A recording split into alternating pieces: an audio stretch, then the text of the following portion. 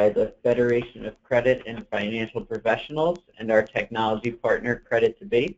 I'm Justin Warden, the product specialist for Credit2B, and I'm here with John Mahalia, who is the Director of Customer Financial Services for Movado Group, Inc., and he will be presenting today on how Movado manages e-commerce fraud. A few items to get out of the way before we begin. If you do have any questions throughout the course of the presentation, you can feel free to use the questions function on your side panel. I'll take all of those questions and save them for a Q&A at the end of the webinar. We also do have a copy of the webinar slides available for you right now in the handout section of the webinar. You can download those slides and follow along as we go through the presentation. We will also be making a copy of the presentation slides available to everyone through email after the webinar is complete. The last item I want to get out of the way before we begin is we will have a brief survey that will pop up as you exit the webinar. It really only takes about 30 seconds to fill out, but it gives us a lot of great information on how we can continue to make our webinars better for you. So with that, I'm going to pass it over to John and let him begin today's presentation. Good afternoon, everybody, and welcome to the webinar. So this is going to be kind of a very informal type presentation. It's going to be a bit of a case study as to what I experienced and my team experienced in going through the last 6 years of launching a website for consumers at Movado, and how we kind of stumbled upon the issues that we had to deal with fraud, and how we learned lessons along the way through the years, as you'll see in the coming slides, and where we are today and where it is going forward. And I think when we get to one of the final slides that's not in the download, I just added it recently, I'm going to give you the fraud statistics that we had for the most recent holiday season. And when we talk holiday season, I'm speaking of Thanksgiving or Black Friday, Cyber Monday through the Valentine's Day holiday. So let's get into it. And again, as Justin said, if you have any questions, feel free. So back in, before we jump into the start, it's important that I give you a little bit of a brand background on Movado. You might know us as the watch company, but it actually is important. It's not a commercial here for the brand, but it's important in what we've learned about fraud and how we had to address it and deal with it.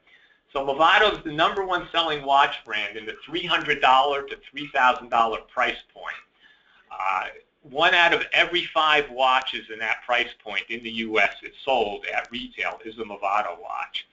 The brand is considered a luxury brand and an aspirational brand. So no, it is not a Rolex, it is not a Breitling, the real high-end brands, but it is considered a luxury brand. Back in when the recession happened, our company, we're a watch company, so how are we going to continue to sell watches when people are losing their jobs and a lot of the negative things were going on economically? Well, we kind of came out with a clever marketing idea, and a team put together a more affordable line of Movado watches, and they called it, what did they call it now? It was our Movado Bold brand, and it was called Affordable Luxury. So even though people weren't buying maybe a $3,000 watch, they certainly could go out and buy a $300, $400, $500 piece because it is, again, an aspirational brand. People want luxury. The full price point of our brand, as it's going to play out on the web, is from $300 to we have pieces that sell for $20,000. So when you're looking at a solution to prevent fraud, that's kind of the range of, if someone's buying 1 piece and they're going to try to beat you out of it or rip you off, that's the exposure that we had to deal with when we had the potential for fraud. Our brand is not discounted at retail. So when we launched our website, we were going to sell the product at the same price as you can buy it anywhere else. You can't go on Amazon and get it any cheaper. You can't go to Walmart.com. We don't even sell to Walmart, but you can't go to any retailer and get a better deal. So when you're going to buy a Movado piece on the internet, It's, you're going to get the same price everywhere. So that's important because that drove the potential for people to buy it directly from us as opposed to going to a retail site. And it's a global brand. So why do we care that it's a global brand? The internet is global. So people know this brand in Europe, in the Far East, in Middle East, South America.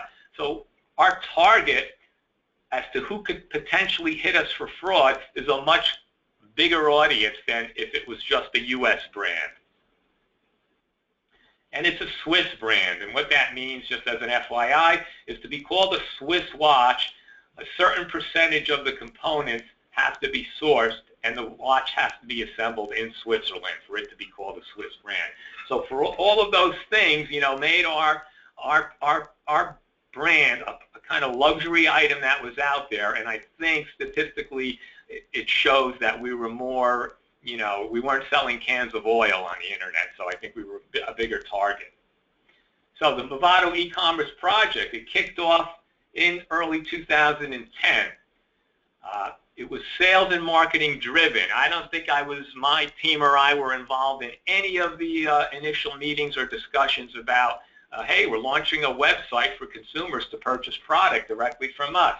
We kind of stumbled on it and heard some rumblings and, maybe attended an update meeting with sales and kind of saw a little bit of a slide and got some inklings and, started to thinking about it. So the whole core of the project was the design and the experience of the website for the consumer. That was what really drove, like, what is this site going to look like? What is the experience the consumer is going to have when they're shopping on our site? And it was all driven around that. The president of the company didn't want to have any negativity around what the consumer could experience. Again, customer was the consumer. We were not designing it for our distributors. We were not designing this site for our retail partners. This was designed as a website for the customer, for the consumer. Fraud? What fraud? It's all credit cards, right? So why do we worry about fraud? Again, we were brought into this very late in the project and, really had to start thinking about it. And I myself, I've been around more than 20 years in the credit professional, and this is the first time I really had to deal with creating an internet site like this. And our go live was Black Friday 2010, the day after Thanksgiving. And of course, Cyber Monday followed 3 days later. That's the big day when everybody shops on the web. Now, for my team, the bulk of our sales is selling into Macy's and Kay Jewelers and Zales and those kind of accounts.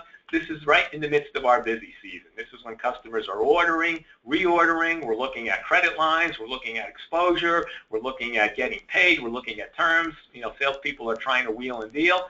So to have this thrown into our mix in 2010 when things were starting to come back from the recession a little bit, and like a lot of companies, we downsized when we went into the recession, so we lost a number of headcount, and we had not started to ramp up again. It was a big challenge for us. And a little bit of what the website looks today is very sharp, simply intelligent. You see the words elegant in there. This is our smart technology designed to compete with the smartwatches that are out there from Apple and Samsung, and all the other Swiss brands are coming out with a similar technology. So, this is kind of just a quick look at what the site looks like today. So why do you need a fraud detector if all the transactions on the website are going to be via credit card? This is what people were saying when we were starting to scope it out. And in the early stages, I started to talk to some of our competitors that have websites. I started to, actually just go around and look at different websites to see who had one and who had a consumer experience. And I started calling colleagues that were credit people in different businesses to say, hey, what are you guys doing? How do you work this? And the stories were scary. I did get some good feedback though, and it started to kind of put us in the right direction. But that first year or two were big challenges.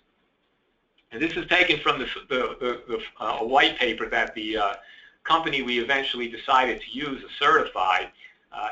What you're dealing with on the internet is in the simplest form, it's card not present. It's someone out there on the computer. You don't know who they are. You don't know where they are. You don't know if it's their number or not. The security code, and none of this, address, picture ID, none of this is there. You are dealing with a transaction with no card that you can see. This is not like checking out at the store. I'm sure we've all shopped on the internet. And again, most of this card not present fraud takes place on the internet. Occasionally there'll be cards that are stolen and replicated, but it's a big thing on the internet. When you see the statistics at the end of the presentation, I think you'll shake your head to see. So, holiday season, Black Friday, we went live, no new head count, no additional head count, not a real clear picture as to how we were going to manage it. So what was the reaction, you think, after that first holiday season from the people in the credit department? Well, the number one reaction or piece of feedback that I got from my people is, whoa, that's fraud, right? So we know there are other things that WTF can stand for, and I'm sure we heard a little bit of that, but there was a lot of feedback on that. People were coming back and saying, look, what is our tolerance level for write-off? We're having to review all these transactions. This is one watch at a time. People are shopping on our site. At what point can I let it go? If it's a $300 watch, can I just let it go? Are we okay if that's not good? People understood that if it's a $20,000 watch or even a $3,000 or $4,000 watch, we certainly wanted to do our due diligence on that.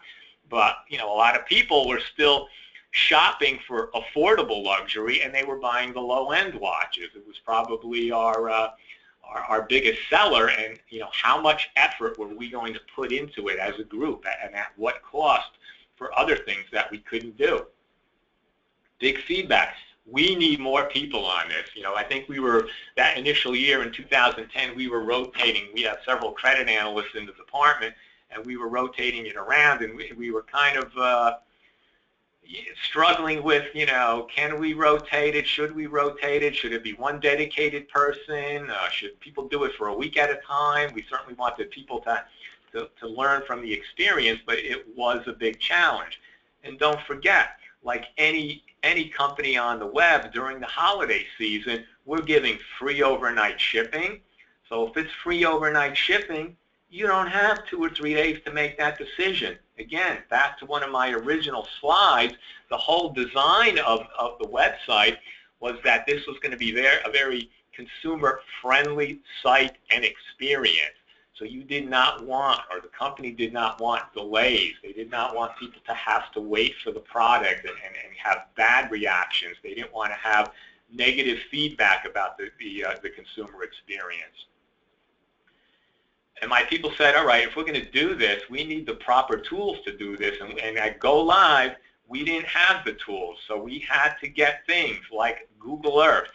Our company has some very strict internet policies and software access as far as people not having access to social media, not having things like Google Earth to play around on, and occasionally search for golf courses and vacation resorts and things such as that. So my people says, we need that. If you want us to address, this is a whole different level. This is not Crazy Eddie and a organized bust out in the old days of credit. This is one watch at a time. People hidden behind the anonymity of the internet. We need Facebook.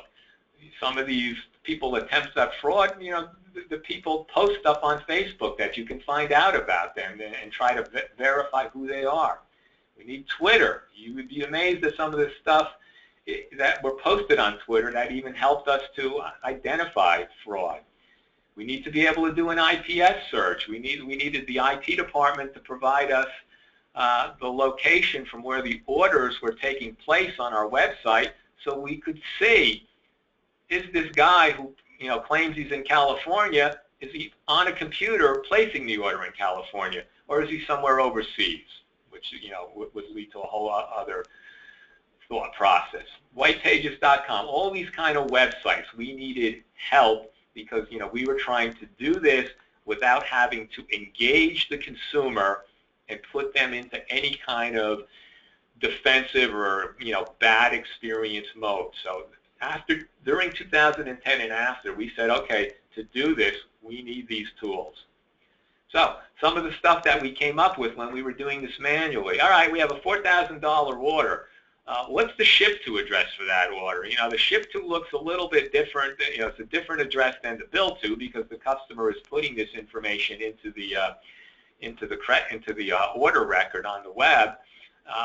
And we said we need things like Google Earth. Well, why? How did Google Earth help us? Well, because when we looked at Google Earth, we occasionally would come up with a picture like this. So, it put us in a whole different light of having to step back and say, all right, I'm trying to be objective about this, and I'm trying to say, what is the likelihood that this person who's having it shipped to themselves purportedly is buying a $4,000 watch, and that's what the ship-to location looks like. We even at one point I sent an email of it's a different picture from Google Earth. I sent an actual email of this scenario to our public relations office because our sales team was over there that week, and they started laughing when they saw that, and our CEO was over there, and he looked at it, and they explained to him, and he was like, well, maybe someone really does live there is ordering a $4,000 watch. We don't know. It kind of puts the credit people in an awkward situation to assume something like this, and not to stereotype anybody, but these are the kind of decisions that you were put into and forced to make. Very challenging. No kidding. We had several where the ship-to address was a prison. Maybe the guy is, earning a lot of money in prison, working in the commissary or whatever, but, you got to take a look at that, step back and say, is that real? We had one extreme example. Again, this was when it was very manual. Guy placed an order on the website. Immediately, after placing the order, calls up customer service and says, "Hi, I just placed an order on your website. This is for a party. It's for an esteemed colleague of mine, some kind of anniversary party that they were having for this guy the next night. I need this for the party I'm attending. I put in for overnight shipping. Am I going to get it?" And customer service, "Of course, we'll check your order on the web. Yeah, there it is. Looks good. No problem. You're going to get it. I need to have it tomorrow. Not a problem, sir." So the next day, later on in the next day, we get a call. "Well, I told you I needed that product, and I told you I was going to the party. Well, I got the box, but the box was empty." So we got into having to weigh an empty box and weigh a box with a watch in it. And fortunately, our watches come in a very robust box. We kind of think it's a waste of money we have such elaborate packaging, and it goes in the drawer or goes in the garbage eventually. But it makes it makes the weight significant, so you can tell the difference between an empty box. We got into a whole thing with this guy. We Google Earthed it. It was shipping to a university. We got down to the street level. It was shipping to a dormitory. The guy told us, "Well, since the box was empty and I needed it for a party, I had to go to a jeweler and buy it so I can give the gift." So we said, "All right, well, send us a copy of the receipt where you bought it." So a receipt came. We looked at the receipt. It was a customer that we don't sell. I called personally that jeweler, which was a chain, spoke to their customer service manager, explained the situation, gave the receipt number. The woman said, "Well, that is one of our receipts, but that's not for a $1,500 watch. That's for like a $10 trinket." So, and what's the name of the person? Gave the name. "Oh yeah, he's an employee here." So this guy had, had all angles covered. He eventually got involved in a tiff with our legal counsel and told our legal counsel that he was an esteemed professor at this university and he was going to go online and badmouth us. Again, turned out we validated he was a student. He was trying to beat us. We wouldn't refund him. We wouldn't send him another watch. He had things posted on Facebook about how he loved the watch. The whole bunch of stuff. Eventually he tried to charge it back through the credit card. We gave the credit card company over 30 pages of data, including a lot of the guy's own social media posting that just was plain as day that this guy was trying to beat us.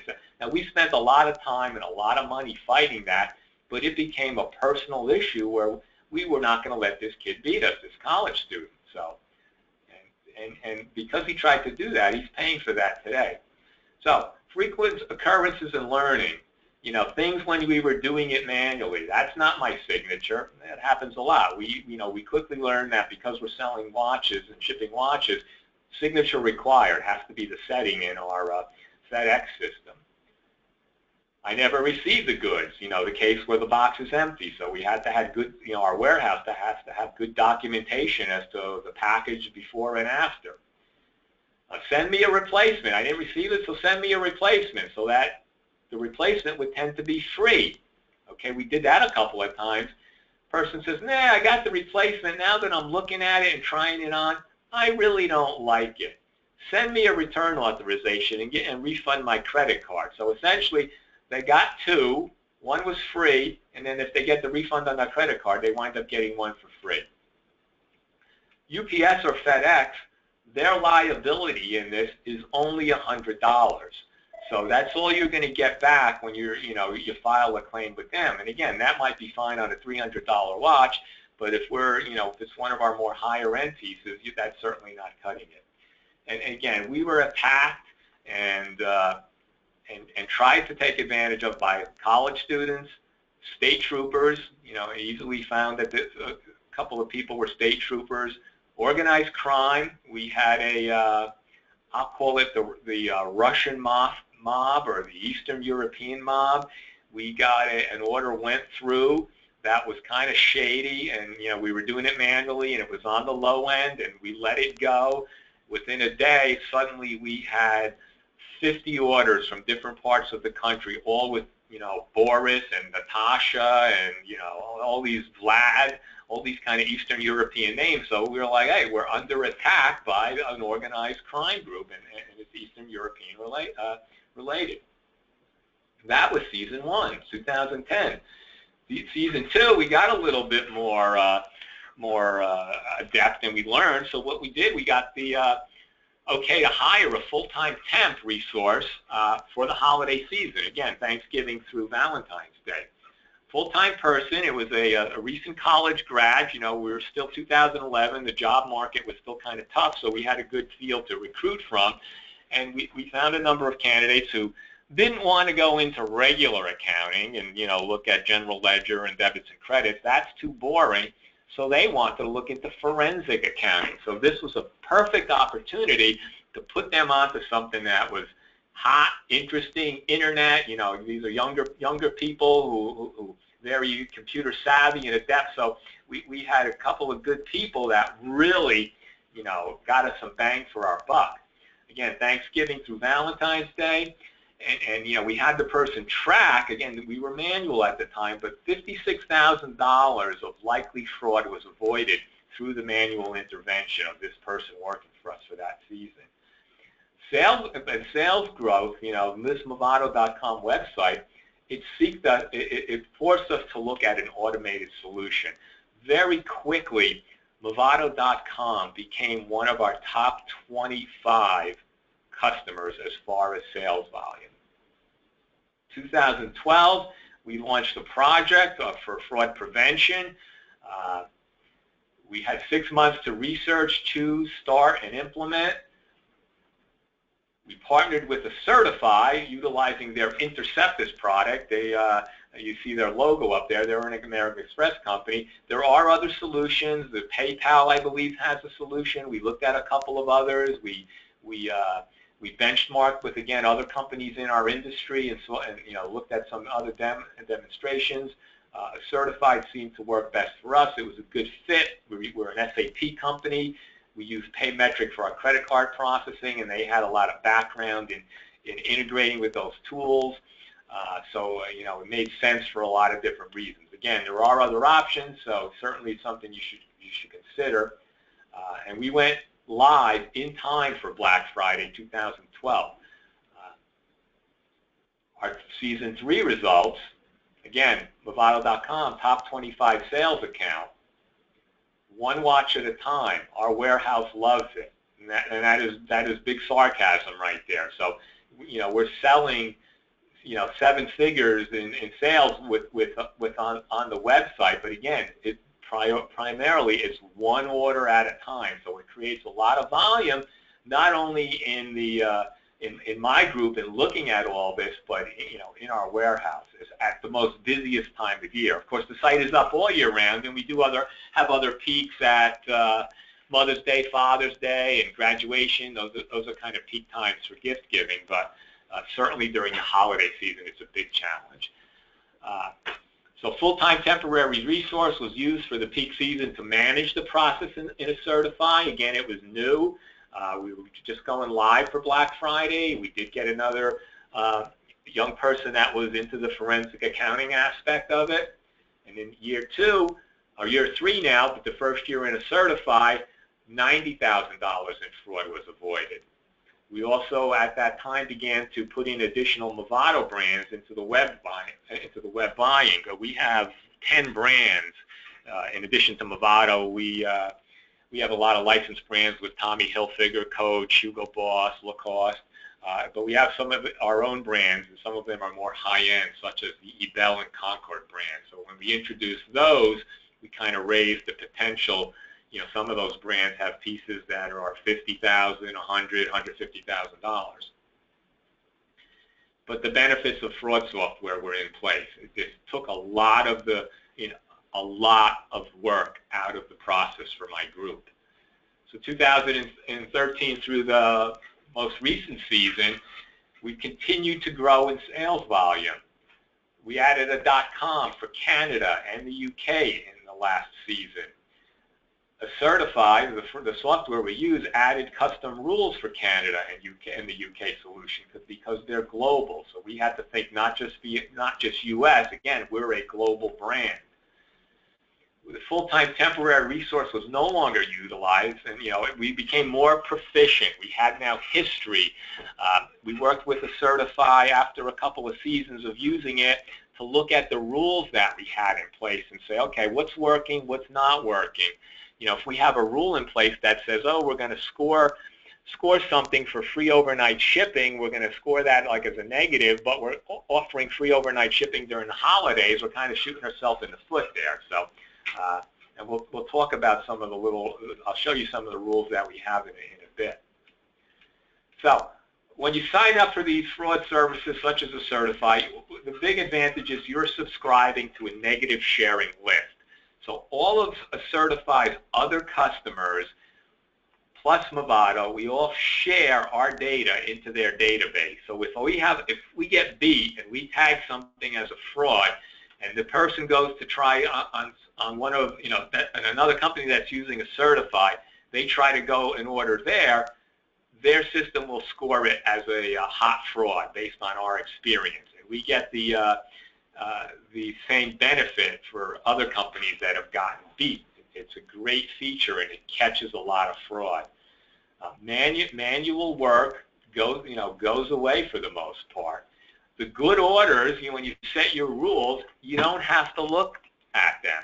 They pass cleanly through your system. Ours go from the web to a Certify. If it passes the test in a Certify based on our rules, it goes right through to SAP and is ready to ship the next day or the same day. We don't have to look at it. The bad orders that you put your scoring in and the order exceeds the threshold and is clearly fraud, it's blocked up front. You don't have to validate it. You don't have to research it further. You don't have to contact the customer. You don't have to do anything. It's blocked. You can go look at it and see why, but my group, you're right out of the picture. So if it's a third, and a third, 2/3 of the work has gone away. The customer experience on the web is not impacted. So we have not created a Big Brother experience that everybody was worried about from the sales and marketing side. The customer doesn't see any of that. It's all rules-based checking. So a Certify is looking at the IP list. It's looking at if that IP address is on a negative list, a hot list, a warm list. Is there history? Has that IP address been used in Movado in the past? Has it been used at other companies? Is that IP address, and this we're talking about the address of the computer that's placing the order on our website, is that address in the U.S.? Is that address in, you see all the scams that come out of certain countries in Africa? Is it happening there? Is that IP address in Russia? We've seen kind of some of those things. It looks at the billing address, and it makes all kind of analytics on the billing address. It's looking at the shipping address. It's looking at the distance between the billing and the shipping address. We'll have rules that say if the distance between either of these addresses is greater than 150 miles or 300 miles or whatever it is, it will throw a score against that. It's looking at the customer name, looking at the history. It's looking at the phone number. Is the phone number related to the customer name, or is it no relationship at all? It's looking at email address. I think many of us can remember when email first started coming about, and we all signed up for AOL or Yahoo, and we had kind of like funny email names. I know my wife has a shopping email. It's kind of a something like hotlips77@yahoo.com, and I get annoyed because occasionally if something comes up with where we have to contact the store, and she says, "Oh, can you call that store at work?" I'm like, "Yeah, then I got to be hotlips77 when I got to call the store." I go, "Man, use a regular email address. Nobody uses that stuff anymore." So I'm using like Jay Mahalio at Movado Group, and John Smith at people are using more regular emails with their name in it. So we will actually score an order a certain way based on if it has one of those more generic type emails. It looks at the country that, as I said, where it's coming from. It's a big factor in fraud. It looks at the value of the order. If we're going to score more points against the order if the order is greater than $3,000, because if you were going to steal a watch and you could steal the $300 one or the $3,000 one, which one are you going to go for? It looks at the time of day of the order placement. Certify's history shows that a lot of fraud takes place late at night, in overnight hours. So if someone's, a night owl and placing an order at 3 a.m., they're going to get a little bit of a ding on their score when we're looking at that. It also looks at the frequency of the ordering person on the site. Have they gone on the site 3, 4, 5 times in the last couple of days? A lot of times these people will be fishing around and trying to get a feel for whether or not they think that they can beat the system or not. Again, distance between billing and shipping.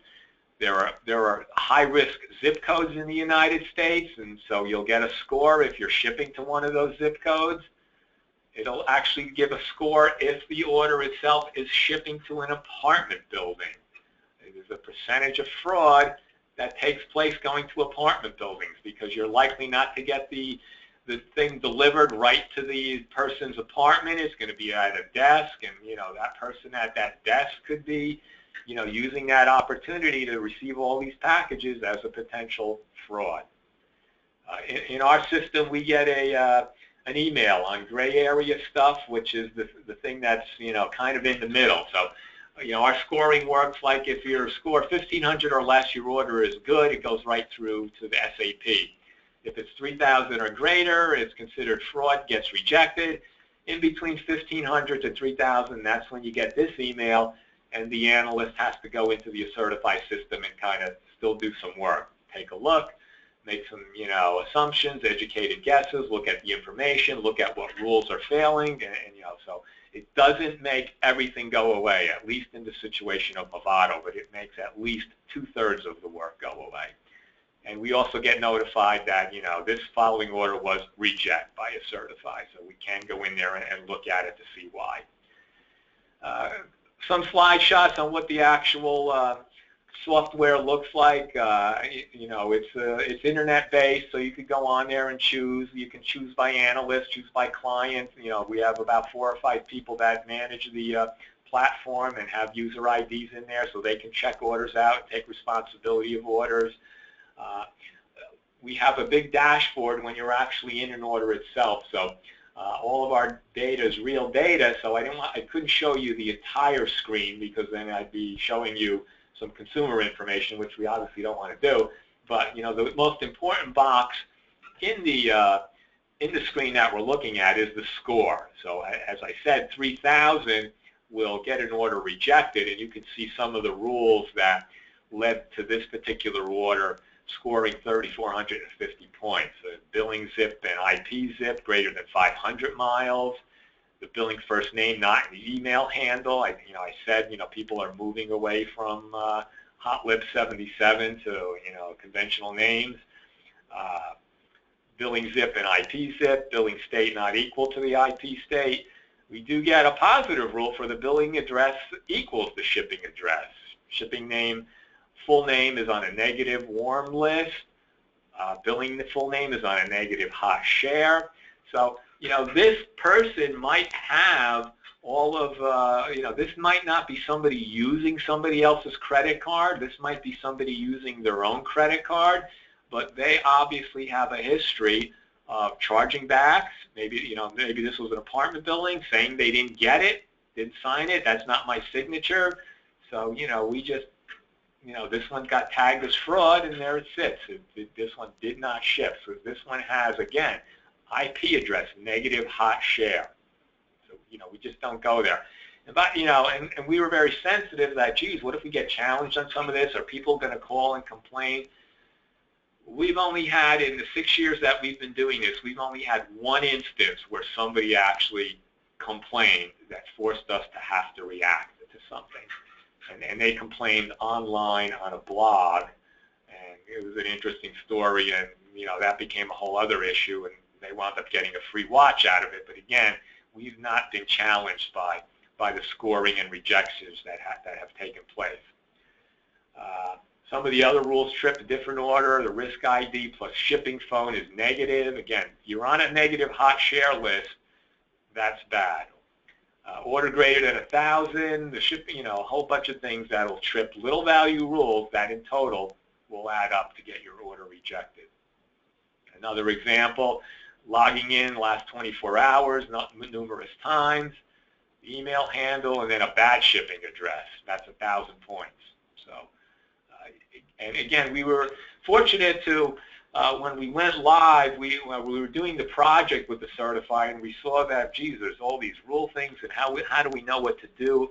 Certify came out with a lot of guidelines on their experience and their other customers as what they recommended, and we took a lot of that, tweaked it a little bit, and then I think after the second or third year, we really went in and had, again, several years worth of data and experience of rejections and orders that went into the gray area that eventually shipped.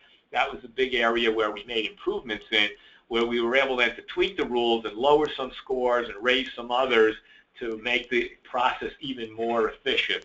So it continues to evolve for us here at Movado. And it's going forward. One of the latest things we just sat with them a couple of weeks ago from a Certify is they're now putting a new service in that, in addition to all the things they do now, they're partnering with Ethoca, which is a large network enabling collaborations between the credit cards, the issuing banks, and merchants to stop fraud. So we hope to get this up and going, and as you can see, it's global. It's Australia, China, Mexico, Brazil, Canadian. We hope to have this up and running this year, which will even give us more information to throw at the credit card. Because again, one of the things with our marketing people, that when we put the website together and them wanting it to be a friendly experience, all of our benchmarking with finance, other companies and other credit people told us, whatever you do, don't accept international credit cards. Okay, that was feedback across the board, that you're really opening yourself up for fraud. Well, our marketing and sales people, the web people, didn't want to hear that. They didn't want to have a consumer with an international card rejected on the website. So we were our hands was forced to take international credit cards and accept them. And they present a challenge on the web when we get those gray area things, because it's hard to talk to the banks on these international credit cards. I mean, on some of the gray area stuff, we still have to occasionally talk to the bank in the U.S. and get some information and see if the card is okay or is it reported stolen or such. But on the international, it's still a big challenge. So we're excited about this Certify partnering with Ithaca and offering this service going forward, because this is going to even again create greater efficiencies. So the big slide sort of near the end. So I talked a little bit about in the early years how I think the first year we had $56,000 worth of fraud that we avoided manually. And then the second year we had, I think it was $90,000. So I was curious because we see a lot of rejections from the Certify when I showed you that email kind of we get. So I had somebody track it as Valentine's Day ended last week, and the fraud that was avoided in this most recent holiday period by the Certify system was $777,000. So I mean, huge. You know, we could not have done that manually. I told my wife, you know, this is the first year where we did all our shopping online for our daughter. We didn't buy one thing in the store, which was great. Like, what were we thinking all those other years? You know, it's just so convenient. And I think a lot of the results, if your company's selling into the Macy's and Nordstrom and Sears, you know, you see that the holiday season consumer experience was shopping online. Online did better, and in-store did worse. And, you know, Walmart's closing 260 stores, and, you know, we know about Sears struggling. And so a lot of doors will be closing, and companies are trying to ramp up the internet experience. So I throw, Certify did help sponsor this webinar today. I did throw their slide up there in case anybody is looking at solutions. Again, we looked at many, we chose them. There are options out there for you, but you know, since this is their contact information if you do need it. And if there are any questions, now would be the time. All right, thank you very much, John. If anyone does have any questions, you can feel free to put them into the questions function in your side panel. While we are waiting for a few more questions to come in, I would just like to remind everyone that as you exit the webinar, there will be a brief survey for you to fill out. It's only a couple questions, and it helps give us a lot of great information on how we can continue to make our webinars better for you. So the first question that we have is, what would you say would be the biggest takeaway or learning experience that you've had throughout this whole process? Just the incredible rate of growth on fraud. You know, we were seeing fraud one order at a time. I mean, sporadic. You know, there would be one attempt on a Monday, and a couple days later there'd be a second.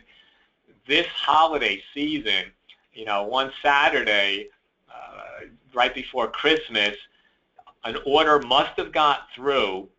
Someone must have placed an order, and it must have got released, and you know, it kind of passed. Maybe it was gray area and was $300, and the analyst decided to let it go. Immediately, we were barraged with 30 to 50 orders, you know, all from the same IP address, all shipping to different parts of the country. So I think that the fraud out there has gotten very organized. We've actually gone to our corporate counsel when we saw the numbers were growing, and we were like, what is do we have any obligation to report this to law enforcement? Because, you know, again, we were talking $750,000 that was attempted on Movado. Now, again, it was one watch at a time, and it was by, you know, numerous different entities, not just one, but we really wondered if we had an obligation to track it, report it, or put it in any kind of you know, formalization. And you know, you find that law enforcement is overwhelmed, and internet, you know, crime that's prevented. Especially, it's not like we got ripped off for $750,000. We prevented it ourselves. So you're really your own police. And if you don't have some kind of solution to help you out, I think, and you got a product that's, you know, a product that's in demand, it's a lot easier for people to steal from you on the internet than to try to go and get your card and go to a store and do that and risk arrest. There's really almost zero risk for them on doing it on the web at this point. All right. The next question sort of along those lines is, what would you say would be the biggest threats going forward, and what would be some of the best ways that you could think to mitigate some of these threats that you see on the forefront? I think the organized crime aspect of it is the biggest threat. Again, it's not just one college student or one rogue police officer, trying to get one watch. That there are organized groups out there. I've read articles on people on credit card fraud, people that have done it, sitting outside of a Best Buy with a remote scanner that pulls the card information as people are inside the store shopping, and those people are going right. In organized crime, it could be it doesn't have to be an organized mob like the Russian mob or whatever. It could be a bunch of young college students that get together that are techie geeks and kind of use their abilities for nefarious purposes.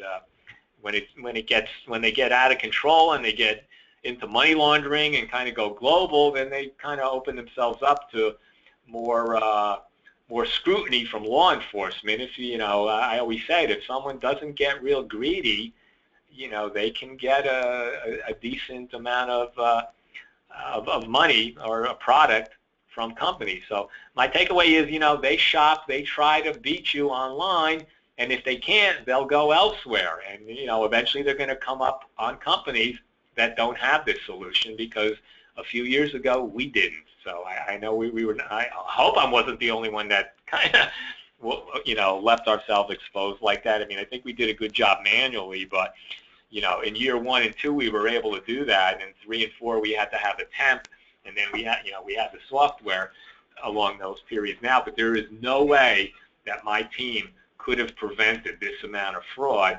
And if we prevented half of it and took a $300,000 or $400,000 loss, that would be a significant impact on a company such as ours. We did not write that much off in trade bad debt, so much less to have to take that kind of hit on the consumer side. All right. Also on the consumer side, we have a question regarding chips that are being put in credit cards. Do you think that this is something that will help to mitigate some of the fraud moving forward, or what are your thoughts on chips being implanted in credit cards?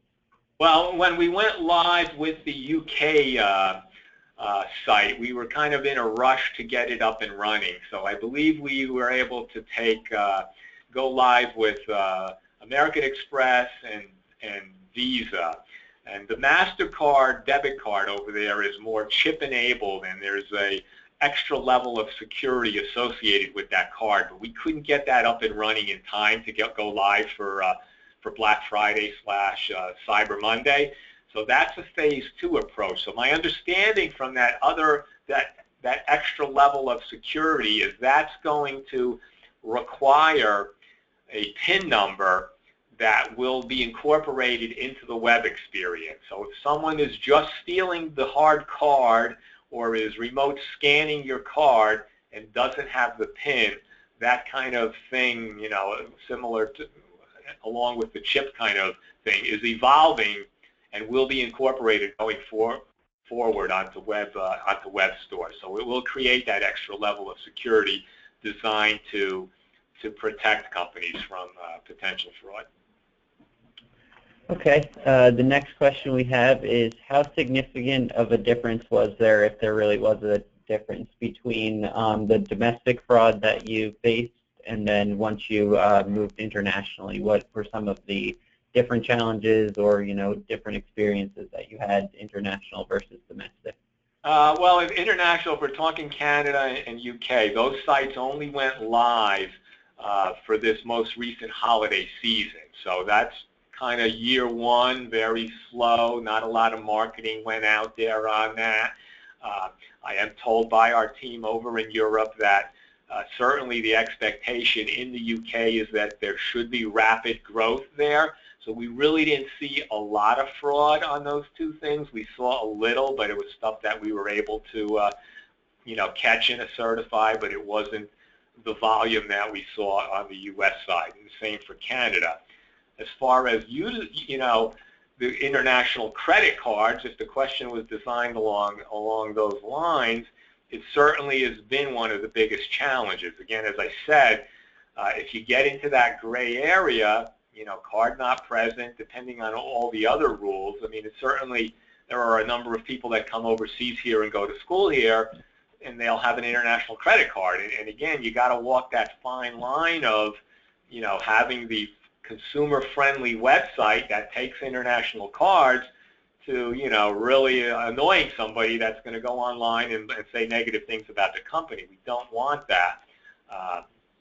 So it's a challenge. Again, all the benchmarking that I did with other companies was do not take international cards. Well, an interesting thing, one of the companies that in the watch industry that sells a much higher, more expensive line, when they were doing their web implementation, they benchmarked with me. So I shared a lot of our history and experience. They made the decision, actually I was told their CFO made the decision that if you place an order on their website, you must have it shipped to the billing address. They will not allow you to ship it to another address. And a lot of people work and ship it to work sometimes, or want to send it as a gift. They won't have it. They're not risking that. They're not going to lose $5,000, $6,000, $7,000 on that scenario. You want it on the website. You got to ship it to the bill to. If not, here's a list of retail locations where you can go and purchase the watch. So different companies have different approaches.